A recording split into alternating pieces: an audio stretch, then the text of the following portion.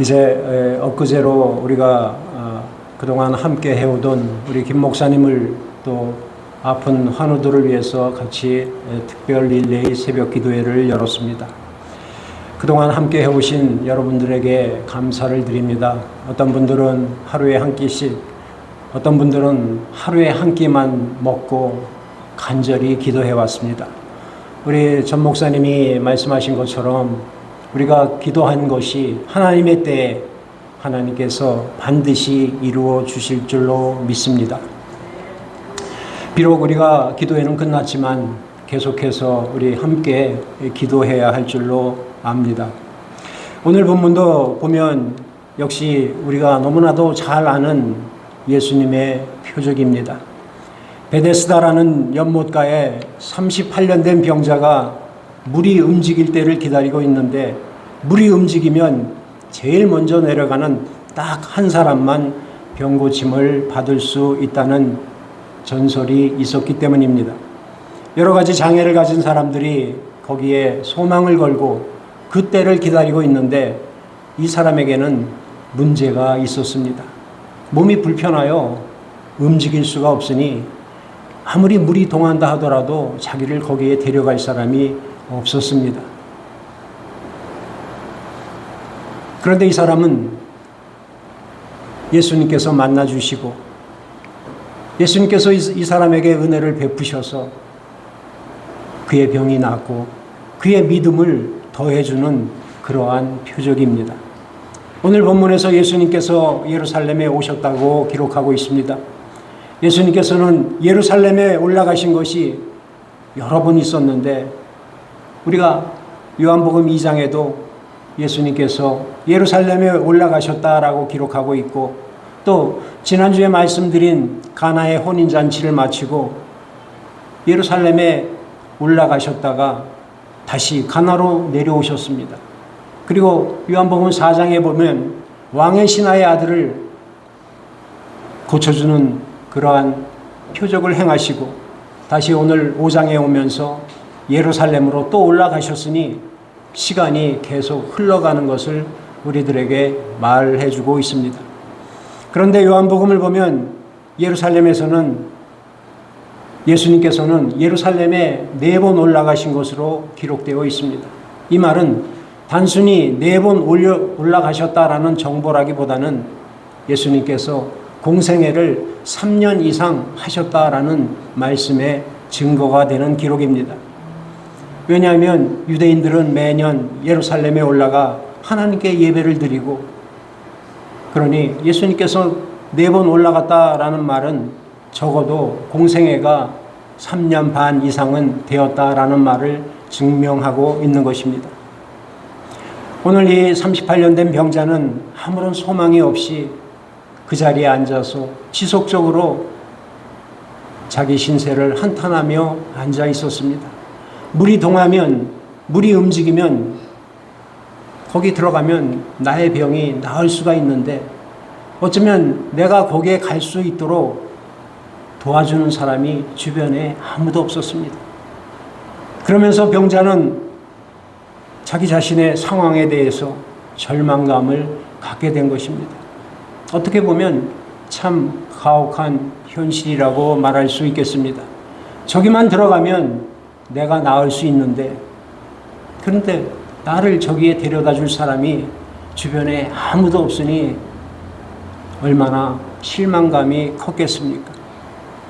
그런데 여러분, 우리가 이 말씀을 들으면 베데스다는 물이 동하는 때에는 서로 들어가려고 정말 치열한 경쟁을 하고 있는 모습이 보여지게 됩니다.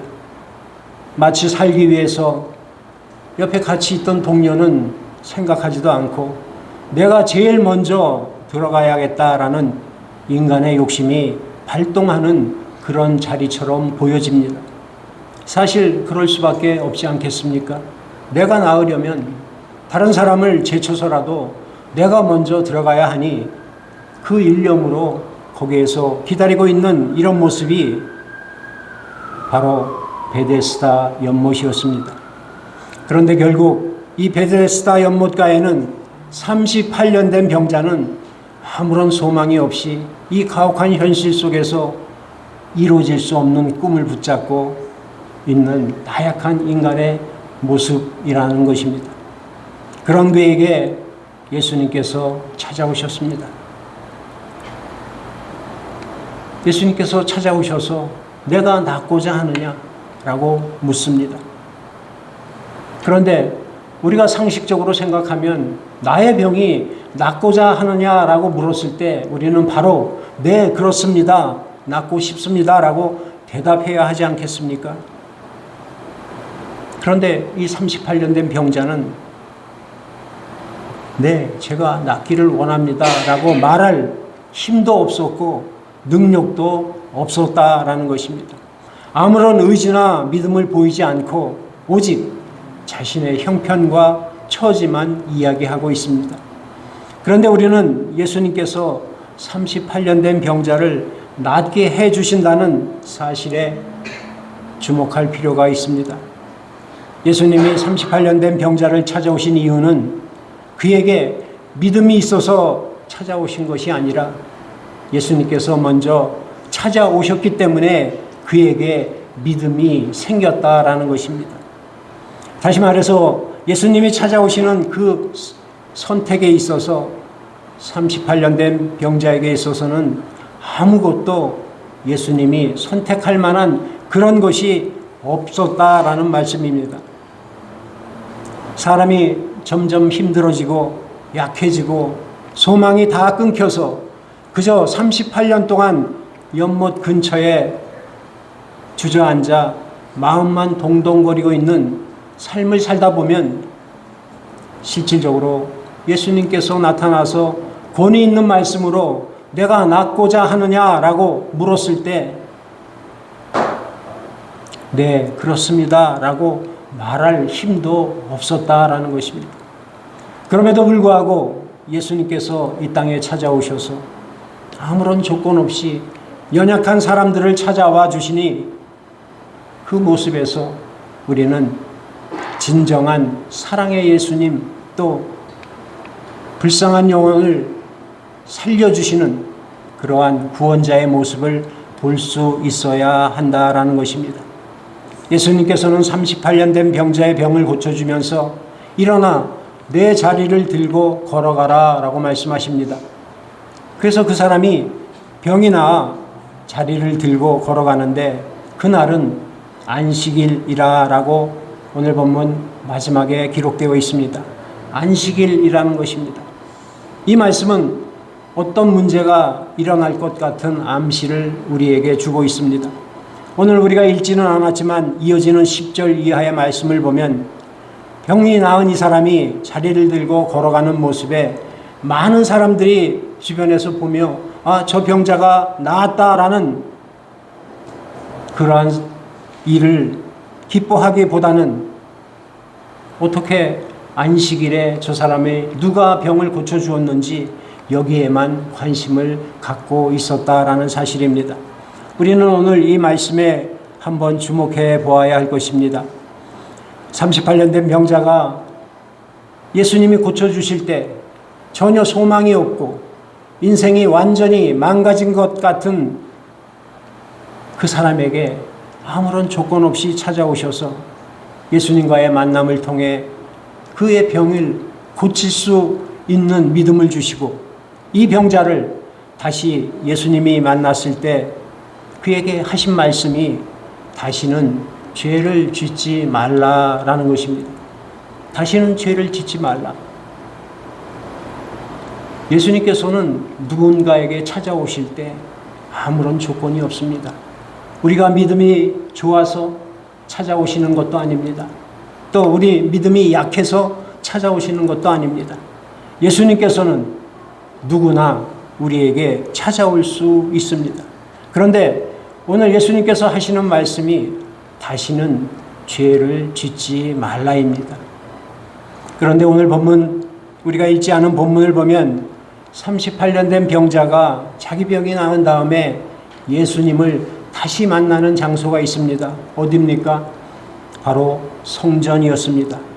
예수님이 병자를 고쳐주시니 병자가 다시 예수님을 만난 장소가 성전이었다라는 말은 이 병자는 예수님을 만나 병을 고치면서 그 안에 믿음이 생겼다라는 것입니다. 믿음이 생겼으니 성전에 가지 않겠습니까? 믿음이 없었다면 성전에 가지 않았을 것입니다.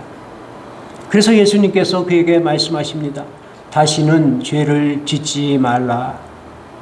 그런데 여러분, 이 말씀을 한번 잘 생각해 보시기 바랍니다. 38년 된 병자가 다시는 죄를 짓지 말라 하셨는데, 그렇다면 그전에는 이 사람이 죄를 많이 지었다는 이야기입니까? 한번 생각해 보시기 바랍니다. 몸이 불편해서 38년 동안 베데스다 연못가에 앉아 있던 사람이 죄를 지었으면 얼마나 많은 죄를 지었겠습니까? 적어도 몸이 불편하니 다른 사람을 괴롭히거나 다른 사람을 죽이거나 또 남의 물건을 빼앗거나 이런 윤리 도덕적인 파렴치한 일에 해당하는 죄를 범할 기회조차도 없었을 것입니다. 그렇다면 그의 죄가 뭡니까? 그의 죄가 무엇입니까? 이것은 아마도 자신이 연약하다라는 이유 때문에 그것을 핑계 삼아서 낙심하고 좌절하고 불평하고 분노하고 그러는 가운데 그런 본인의 마음 가운데 하나님을 떠나 있는 그런 삶이 아니었을까 생각이 되지 않습니까? 그 마음에 다시는 죄를 짓지 말라고 하신 예수님 앞에 예수님께서 그렇게 말씀하신 거 아니겠습니까?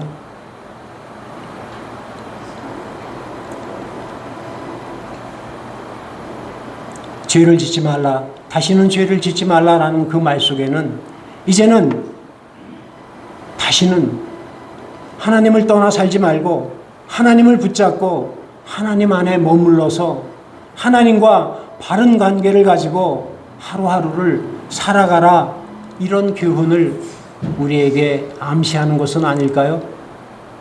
어떠십니까? 요즘 우리 삶이 정말로 힘듭니다. 우리 주변에는 너무나 낙심되는 일들이 많이 생깁니다.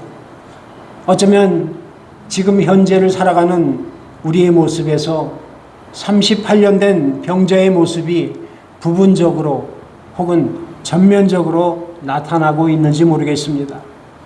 물이 움직일 때에 먼저 들어가야 되는데 나는 아무도 도와주는 사람이 없고 내 모양이 이래서 나는 저기 들어가면 분명히 내 병이 나을 수가 있는데 그것을 이루지 못하고 살아가는 자신의 모습을 한탄하면서 실망하며 좌절하며 낙심하며 살았다면 이것이 바로 38년 된 병자의 모습이 아니겠습니까? 그렇습니다. 병 고침은, 진정한 회복은 베데스다 연못에 빨리 들어가는 것에 있지 않습니다. 병 고침은 우리를 찾아오신 예수님을 만나는 것입니다. 진정한 회복은 일방적으로 찾아오신 예수님을 만날 때 일어났습니다. 나의 형편과 처지에는 아무 상관없이 일방적으로 찾아오신 예수님에게 회복할 수 있는 길이 있었습니다. 다른 사람들은 저기에 먼저 들어가면 내 병이 나을 것이라고 말했지만 내 병이 회복되는 것은 바로 예수님을 만나는 것에 있었습니다. 사랑하는 여러분, 예수님께서 우리의 삶에 찾아오셨습니다. 저와 여러분의 삶에 예수님께서 찾아오셔서 우리를 회복시켜 주셔서 여러분들이 이 자리에 앉아 계신 줄로 믿습니다. 그렇다면 우리는 그 예수님을 감사함으로 맞이해야 하지 않겠습니까? 예수님께서 다시는 죄를 짓지 말라, 나를 떠나지 말라, 내 안에 거하라, 이 교훈을 우리에게 말씀해 주고 계시는 것 아니겠습니까?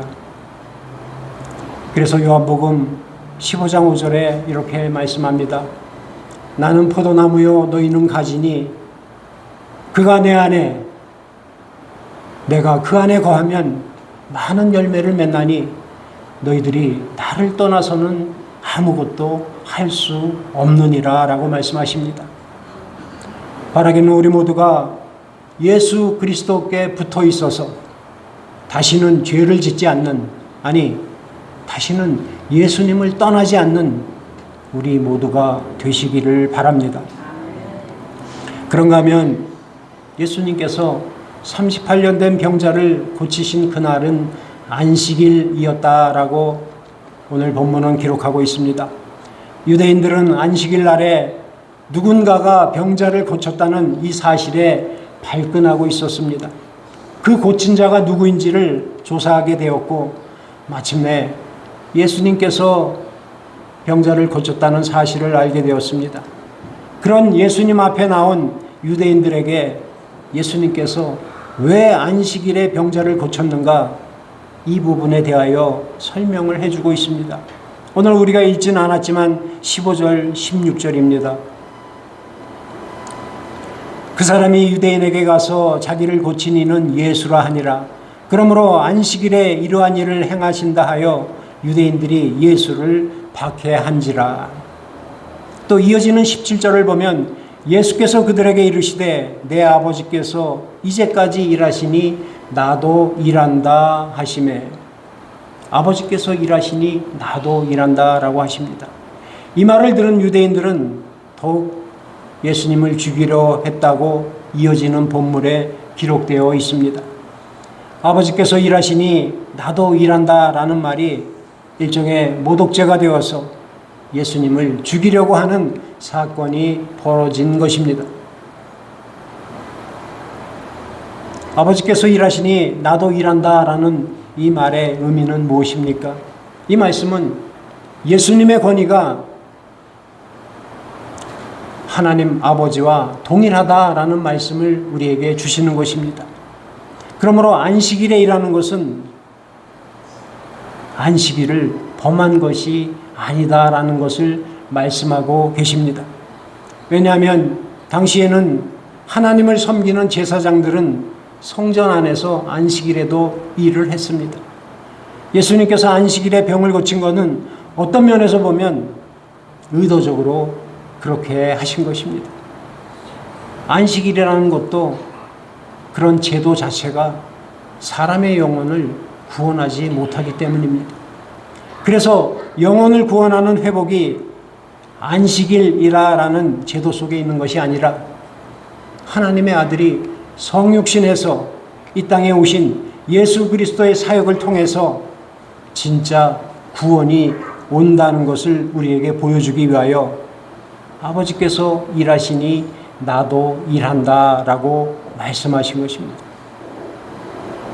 우리는 이 말씀을 통해서 우리의 믿음의 대상인 예수 그리스도를 믿는 믿음이 아버지께서 일하시니 예수님도 일하신다는 이 믿음을 우리가 가져야 한다는 것입니다.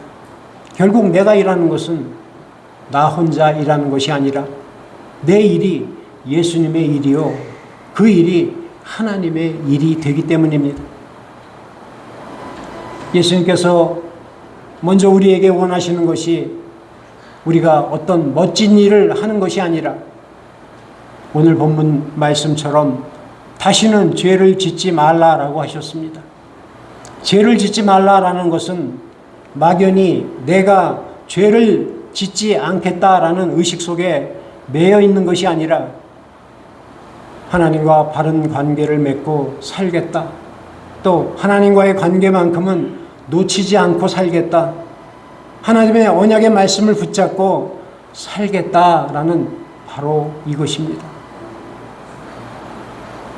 하나님과의 바른 관계를 가지고 살아가는 우리의 믿음으로 사는 모습이 내가 평생 죽도록 일해야 한다는 그러한 의무감에서 일을 하는 것이 아니라 내가 일하는 이 일의 모습이 아버지께서 일하시니 나도 일한다라는 이 예수님의 말씀을 붙들고 예수님과 함께 일해가는 우리의 삶이 되어야 한다는 것입니다. 그렇다면 우리가 어떻게 해야 합니까? 무엇보다도 하나님의 말씀에 순종해야 할 것입니다. 때로는 내 생각과 내 고집이 너무 앞서서 하나님의 일하시는 것이 나도 모르게 방해할 수가 있습니다. 내 고집이 너무 앞서서 하나님의 뜻을 받아들이지 못하고 있다라는 말씀입니다. 우리가 사도행전에 보면 사도 바울과 마가가 전도여행을 하면서 잠깐 헤어지는 그러한 모습을 보게 됩니다. 그런데 이 사건을 사도 바울이 나중에 설명을 하는데 그때는 마가가 우리와 함께 일하러 가지 않았다라고 표현을 하고 있습니다. 이 말이 무슨 말입니까? 바울은 아버지가 일하시니 나도 일한다라는 그러한 마음으로 사역을 감당하고 있는데 마가는 거기에 참여하지 않았다라는 것입니다. 사랑하는 여러분, 우리가 주 안에서 열심히 수고하는 그 일 가운데 아버지가 일하시니 우리 예수님께서도 일하시고 예수님께서 일하시니 그 믿음과 인도하심에 따라 우리도 일해야 한다라는 것을 잊지 마시기 바랍니다.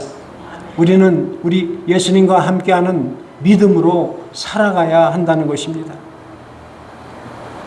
그렇습니다. 예수님께서 오늘 저와 여러분에게 물으십니다. 내가 낫기를 원하느냐? 그렇다면 일어나 내 자리를 들고 걸어가라. 여러분들은 어떤 자리에 앉아 계십니까? 혹시 38년 된 병자처럼 아무런 희망이 없이 자신의 신세를 한탄하며 실망하며 좌절하며 낙심하는 자리에 앉아 계십니까?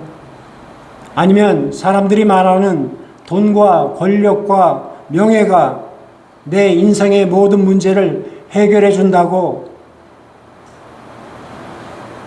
하는 그 자리에 안주해 계십니까? 예수님께서는 우물가의 여인에게 찾아오셔서 영원한 생수의 물로 그의 인생의 공허함과 사랑의 결핍을 채워주신 것처럼 또 오늘 본문 38년 된 병자가 베데스다 연못에서 찾아오신 예수님을 만나 구원을 얻고 병고침을 받은 것처럼 예수님께서는 우리가 문제를 해결할 힘이 없을 때 우리에게 은혜로 찾아와 주십니다. 우리가 그분을 만나고 그분 안에 거할 때 하나님의 말씀이 권능으로 우리를 일으켜 주시는 그 은혜가 저와 여러분과 우리 뉴욕 선교로 교회 위에 임하게 되시기를 주님의 이름으로 축복하며 기도합니다.